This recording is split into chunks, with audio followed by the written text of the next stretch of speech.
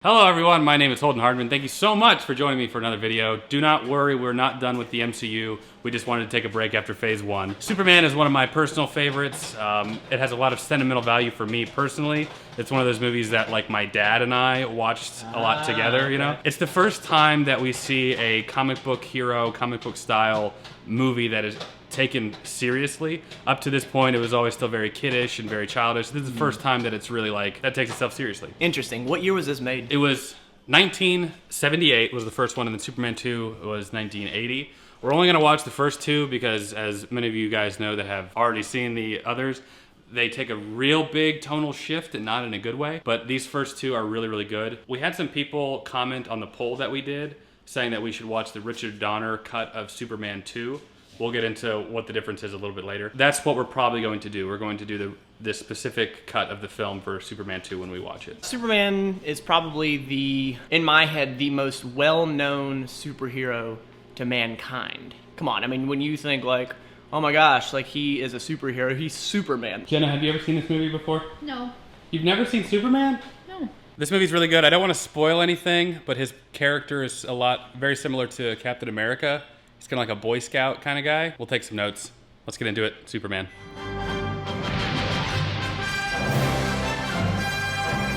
You will bow down before me! The son becomes the father, and the father the son.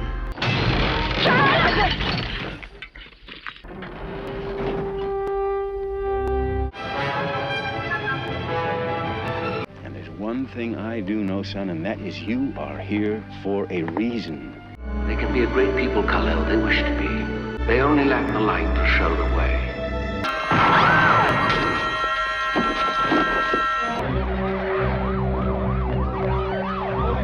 Easy, miss. I've got you. You've got me! Who's got you? Do you have a girlfriend? No, I don't, but if I did, Miss Lane, you'd be the first to know about it. Can you read my mind? It might be kind okay. of cold up. No, I mean...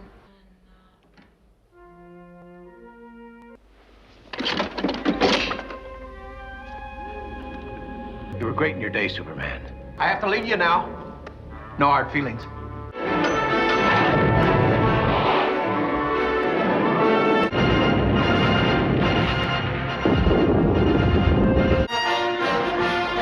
Okay, kids, it's all right now.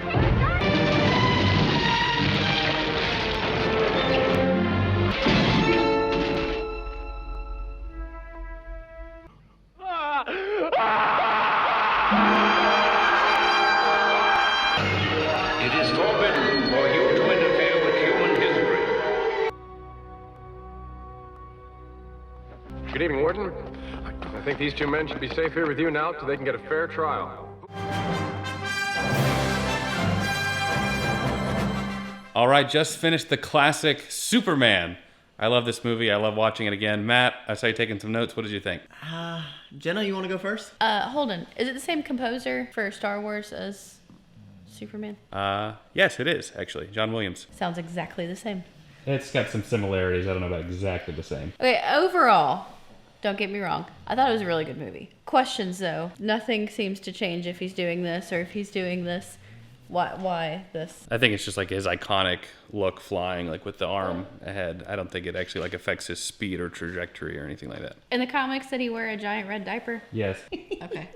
That's all my commentary. So first of all, the intro was awfully familiar. There was space, like some stars behind it, and some zooming light, some zooming text. What was with the glowing suits at the very beginning with like all of his people? Why were their suits glowing? I mean, there wasn't really a reason. That's just the way that the Kryptonian outfits looked. Got it. No idea why those are glowing. Once again, focusing on stuff that just does not matter to the overall story. Just, okay. This is what I do, all right? This is what I pick up on. They also had the same British accents as gosh. everyone else in outer space.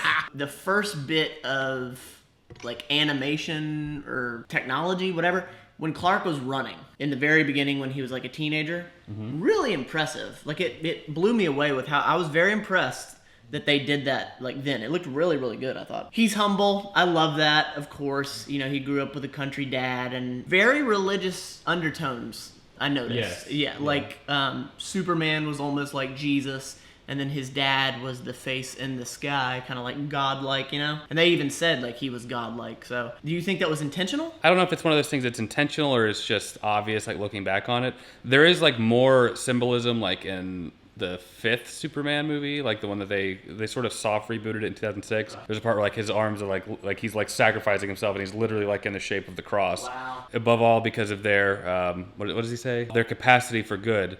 I have sent them you, my only son. It's Yes. very, very... So, yeah. Even like the terminology is very biblical sounding. So this is not a nitpick. I thought this was great.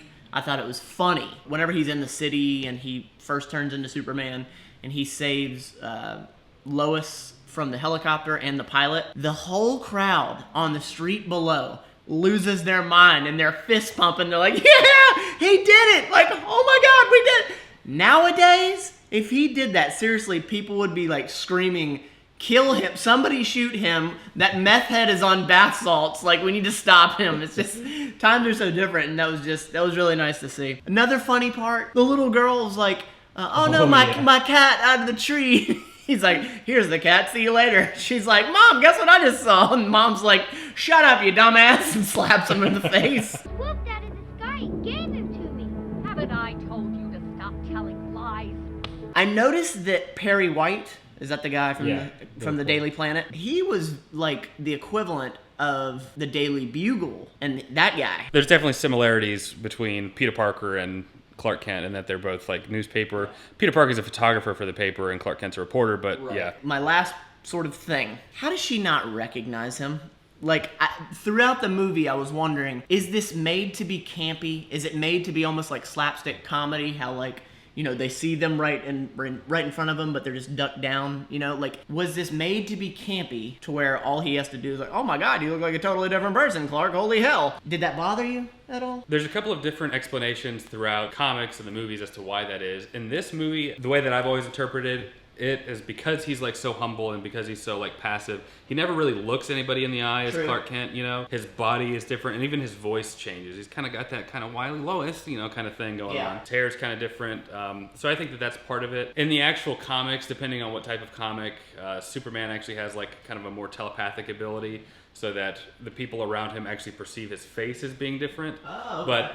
But none of that is referenced in the movies. I think in the movie it's just the body language, never making eye contact, and the voice change. I think just nobody ever thinks twice about Clark Kent. It's like that part when after Superman flies away and Clark like comes to the door and you see him, he like takes his glasses off and then he kind of like stands up straight and he's like, Lois, and you can, it kind of does, like you see him kind of transform a little bit in that moment. I guess the problem I had with it was Lois was already a terrible speller, and she simply can't even tell when the fuel gauge is empty. So, you know, like, I didn't know, is she just a moron or does nobody see it for who he really is? So, interesting. Overall, really good movie. I had good feelings about it.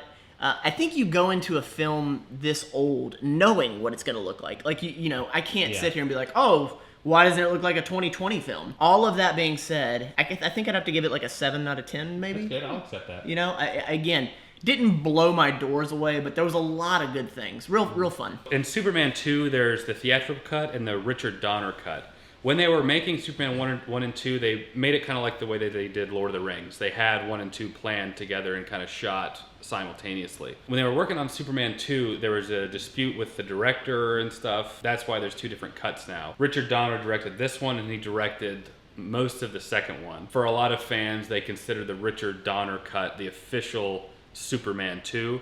And there are some pretty significant differences between them, like entirely different scenes, different takes, scenes taken out. So it's a pretty different experience, I would say, from both of those. We're gonna watch the Richard Donner cut because when I did the poll on the community tab, I saw a lot of comments saying that if we watch 2, we need to watch the Richard Donner cut. I'm kind of neck and neck with which one I prefer. I'm okay with the Richard Donner cut. I'm okay with theatrical. So for that reason, we're going to go with the Richard Donner cut just because that was recommended the most. I was really waiting on him to get in the telephone booth. Like, there were a few pieces that I've just heard all my life, never seen. I was really Yeah. looking for that. So why didn't he change in the telefilm? He did it like in the old cartoons and in like the comic books, but even in this, Lois even makes a reference when he's like, you know, that's real swell, and she's like, nobody really says swell anymore. So whenever he goes up to the phone booth, that was really just like a joke to the old comics and animated series, because people were expecting that. But even at the time, those like stand-in phone booths were kind of becoming more outdated even at the time. So this movie pioneered the whole flight, convincingly making a guy fly. There's a lot of really cool behind-the-scenes stuff about that. They even had the tagline, "You will believe a man can fly," just because they were, that's like what they were pushing. Like cool. You're gonna believe it. Then the other thing, Marlon Brando. The same thing with Star Wars. Whenever they had Alec Guinness play Obi-Wan Kenobi in the originals, was to bring a sense of validity to the project, bringing in Marlon Brando, who's like one of the greatest actors of all time, from like The Godfather, it could have been a contender, you know, like all that stuff. Bringing him in. No idea what that is, but go ahead. They paid him so much freaking money to be a part of this. That scene where he's looking down at baby Clark or baby Kal-El, he's actually reading cards, like his lines, because he didn't bother to memorize them. I did find it kind of comical that Homeboy's like master plan, you know, like the evil guy in the movie is always like, I'm gonna take over the world, I'm gonna kill everyone and have all of the uranium. This guy, he's just trying to have the highest real estate company in California, or the new California. I thought that was so funny that was like the grand thing. Well, if it worked out, he would have been really rich because he would have owned the whole new coast. The coast, not even the country? I mean, come on, bruh. Tomorrow we're going to do Superman 2, so we'll see you then.